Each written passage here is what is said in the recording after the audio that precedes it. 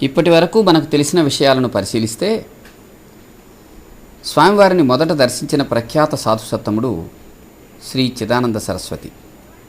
ఆయన హిమాలయాల్లోని ఋషికేశ్లో ఉన్న దివ్యజీవన సంఘానికి, దీన్ని డివైన్ లైఫ్ సొసైటీ అంటారు, దానికి అధ్యక్షుడు. వారి గురువు శ్రీ శివానంద స్వామి దివ్యజీవన సంఘానికి వ్యవస్థాపకులు. ఆధునిక కాలంలో ఉత్తమ సాధు జీవనానికి మంచి ఉదాహరణగా నిలిచిన వారాయన. మానవాళి శ్రేయస్సుకై అనేక గ్రంథాలు రచించిన వారు కూడా. మహాత్మా గాంధీ కూడా కొన్ని సూక్ష్మ అంశాల గురించి శ్రీ శివానందుల సలహాలు స్వీకరించేవారు. సైన్స్లో పట్టభద్రుడైన తర్వాత ఆధ్యాత్మికత వైపు ఆకర్షితుడైన శ్రీ శ్రీధర్రావు శ్రీ శివానందుల పర్యవేక్షణలో, శిక్షణలో శ్రీ చిదానంద సరస్వతిగా పరిణతి చెంది తమ గురుదేవుల తర్వాత దివ్యజీవన సంఘానికి ఆయన ఆదేశానుసారం పరమపదించిన తర్వాత ఉత్తరాధికారి అయ్యారు. భారతీయులను చైతన్యవంతులుగా చేయటం, ప్రపంచవ్యాప్తంగా భారతీయ ఆధ్యాత్మిక పరిమళాలు వ్యాప్తింపచేయటం వీరి ప్రధాన లక్ష్యంగా తోస్తుంది. దక్షిణాది రమణయ్య అనే ఒక భక్తుడు శ్రీ చిదానంద సరస్వతిని ఋషికేశ్లో దర్శించి వారి పరిచయ భాగ్యం పొందినవాడు. అతడి ప్రేరణ, మరికొందరి ప్రయత్నం వల్ల శ్రీ చిదానంద సరస్వతి నెల్లూరు శ్రీ పాండురంగ అన్నదాన సమాజంలో సుమారు ఒక వారం రోజులు గీతా ప్రవచనం చేసినట్టు తెలియవచ్చింది.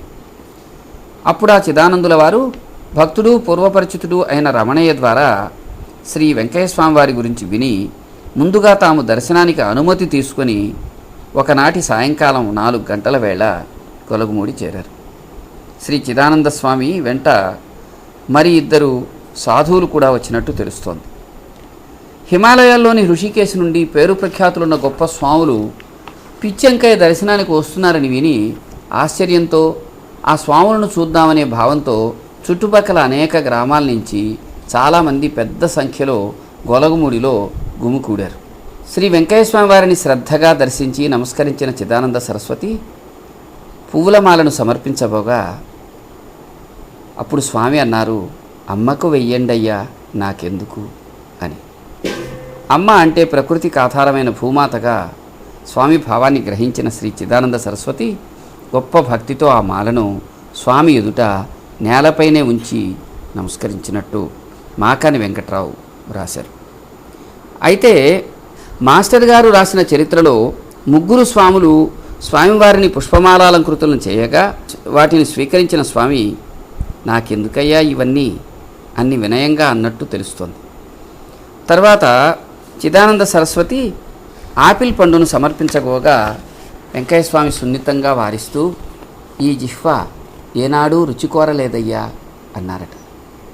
శ్రీ స్వామివారి మూర్తీభవించిన సాధుత్వానికి, వైరాగ్యానికి ముగ్ధుడైన చిదానంద సరస్వతి కొంత మధుర పదార్థాన్ని, స్వీట్ పాలకోవాను సమర్పించబోగా అయ్యా వీళ్ళందరికీ సమర్పించకుండా తింటే అది విషం కదయ్యా, అంటే విష సమానం కదయ్యా అనే అర్థంలో అని తీసుకోలేదుట. నిజమైన సాధువు ఎలా ప్రవర్తిస్తారో చిదానంద స్వామికి అర్థమై హృదయం స్వామి పట్ల గౌరవంతో నిండిపోయింది. ఆ తర్వాత చిదానంద సరస్వతి తాము దివ్యజీవన సంఘానికి చెందినవారు గనుక జనాన్ని ఉద్దేశించి కొంచెంసేపు వేదాంతాన్ని బోధించారు. స్వామి దగ్గర సెలవు తీసుకుని బయలుదేరేప్పుడు స్వామి ఆయన్ను ఉద్దేశించి పక్కవారితో ఇలా అన్నారు, అయ్యా ఆయన వెళ్ళేప్పటికీ సముద్రాల అవతల నుండి పిలుపు వచ్చి ఉంటుంది అని అన్నారు. సరిగ్గా అలానే చిదానంద సరస్వతి ఆశ్రమానికి చేరేప్పటికీ అమెరికా నుంచి పిలుపు సిద్ధంగా ఉందట. ఈ చిదానంద సరస్వతి రాక గురించి కొన్ని విషయాలు మనకు తెలిసినవి ఇప్పుడు చెప్పుకుందాం. చిదానంద సరస్వతి 1962లో వెంకయ్యస్వామిని దర్శించినట్టు కొందరు రాశారు. కానీ మన పరిశోధనలో ఈ సంవత్సరం సరికానట్టు తేలిపోయింది. దానికి ఆధారాలు ఇవి. తమ గురువుగారైన శ్రీ శివానంద సరస్వతి దేహంతో ఉన్నంత వరకు చిదానందుడు దేశ పర్యటన చేయలేదని, కనుక అది 1965 తర్వాత ఉండే అవకాశం ఉందని ఋషికేశ్లోని ప్రస్తుత దివ్యజీవన సంఘాధ్యక్షులు మనకు ఒక ఈమెయిల్ ద్వారా తెలిపారు. ఇక రెండవ అంశం ఏంటంటే, శ్రీ చిదానంద సరస్వతి తమ ఉపన్యాసాల్లోనూ వెంకయ్యస్వామి గురించి కొన్ని సందర్భాల్లో చెప్పటం తమకు తెలుసని, రచనల్లో మాత్రం ఎక్కడా వ్రాసినట్టు తాము చదవలేదని కూడా ప్రస్తుత అధ్యక్షుల వారు మనకి విషయం తెలిపారు. మూడవ అంశము 1969 ప్రాంతాలలో చిదానంద సరస్వతి దర్శనం జరిగినట్టు శ్రీ వెంకట సుబ్బారెడ్డి అనే మిత్రుడు వివరిస్తూ, తమ వివాహం 1968లో జరిగిందని, తర్వాత కొద్ది రోజులకే చిదానంద సరస్వతి స్వామి గొలగమూడికి రావడం పక్క గ్రామానికి చెందిన తమకు తెలుసని ఆయన వివరించారు. ఈ విషయమై కొన్ని అంశాలను పరిశోధించాలనుకుంటున్నాం మనం. ఎవరికైనా ఈ విషయం తెలిస్తే మనకు తెలియచేయవచ్చు. శ్రీ దక్షిణాది రమణయ్య ఈరోజు దేహంతో ఉన్నారో లేదో మనకు తెలియదు. ఆయన సన్నిహితులు కానీ ఎవరైనా దీనికి తెలిసిన విషయం ఏదన్నా మనకు తెలియజేయవచ్చును.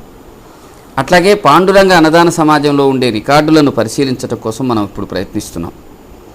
మళ్ళొకసారి డివైన్ లైఫ్ సొసైటీ వాళ్ళను ఋషికేశ్లో సంప్రదించాలనే ప్రయత్నం కూడా